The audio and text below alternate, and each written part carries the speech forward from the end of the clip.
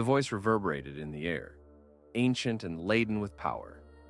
It seemed to press against them from all sides, as if the very stone walls of the ruin were alive with its presence.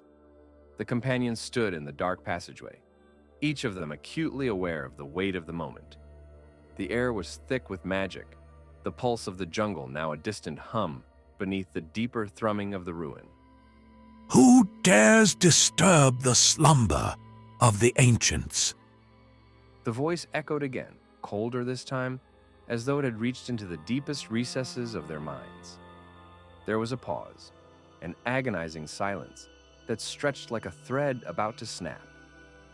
I am Elowen. The wizard spoke first, her voice steady though her heart raced. We seek knowledge. We seek answers to the mysteries of this land. The words seemed to hang in the air, and for a moment, Elowen wondered if they had fallen on deaf ears.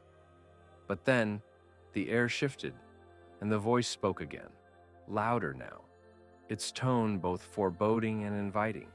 Knowledge. Knowledge comes at a cost. You who enter must prove worthy. The land itself will test you. Do you accept this challenge? Kael stepped forward, his hand resting on the silver sunburst pendant around his neck. We accept. He said, his voice calm but resolute. If the gods have led us here, we will face whatever trials await us. Thorne, standing at the rear, shot a wary glance at the dark passage. Worthy? A challenge? Sounds like trouble to me. But he lowered his voice, more serious now. Still, no turning back now. We've come this far. The ground beneath their feet trembled once more, the walls of the ruin vibrating with a low, resonating hum. Suddenly, the air grew colder, unnaturally cold, as if the very atmosphere was drawing the warmth from their bodies. A bright, blinding light flared from the walls, and as their eyes adjusted, they saw it. A massive stone door had opened before them, revealing a vast, circular chamber. The chamber was lit by an eerie glow, emanating from strange crystals embedded in the walls. At the center of the room stood an enormous stone pedestal, upon which lay an intricately carved stone tablet, inscribed with the same symbols that adorned the door and the path they had followed. The voice returned, now softer, more insistent. You will face 3 trials. Each trial will test your mind, your spirit, and your heart. Only those who pass all will be granted the knowledge you seek. Elowen's eyes widened with understanding. She knew what this meant. She studied about it before. This wasn't just an exploration. It was a test. A series of trials designed to determine their worth. She turned to Kael and Thorne, their faces etched with the same realization. The trials. We must prove ourselves. Each of us will face a trial. Elowen murmured. The first is one of the mind.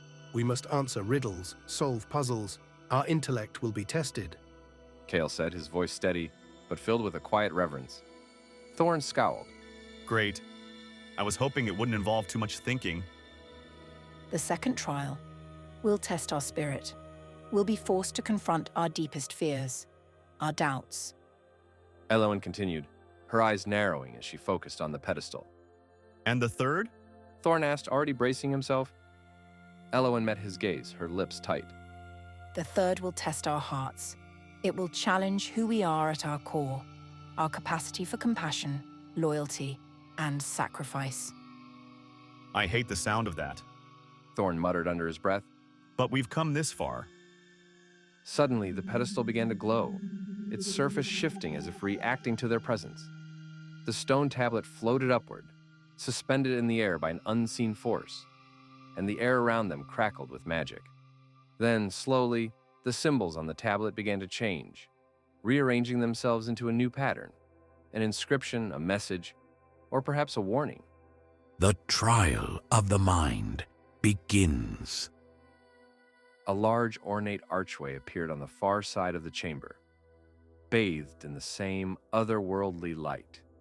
The path leading to it was lined with the glowing crystals, and at its threshold stood a figure, tall and cloaked in shadow, its face obscured by a hood.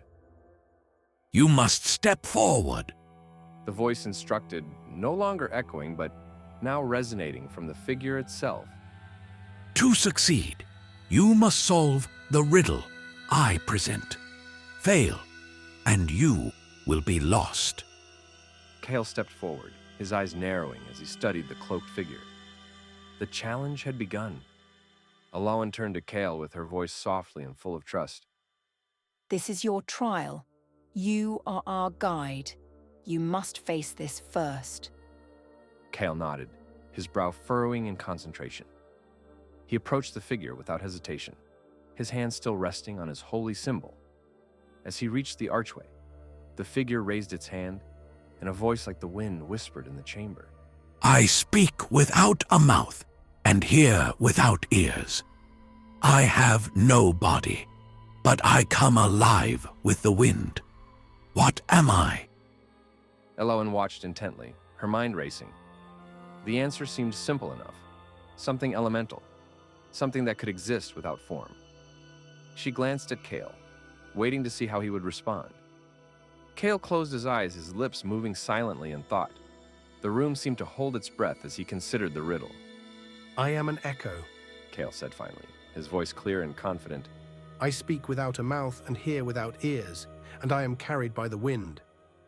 The cloaked figure nodded, and the archway before them shimmered, fading away to reveal a new passage, leading deeper into the ruin. The voice returned, this time filled with approval. The first trial is past. Now, prepare yourselves for the second. Kael stepped back, his expression still calm, but there was a glint of something, excitement perhaps. One down. He said quietly, but Elowen could see that he was shaken, though he did not show it. The riddle had been an intellectual test, but the next trial would be far more difficult. She knew that Kael's faith had always been his guiding light, but this land was unlike any he had known. It would force him to confront not just his intellect, but his very soul. As they moved forward, the air grew even colder. The walls of the ruin closed in on them, and the faintest sounds of a distant drumbeat began again, like the heartbeat of the land itself. Thorne stepped up, his grin returning, though it was tense now. All right, time for my trial. He muttered, cracking his knuckles. I hope it involves sharp blades and shiny things. But even as he said it, Elowen saw something flicker in his eyes, something he rarely allowed anyone to see. Fear. They had passed the first trial, but what would come next would test more than just their minds.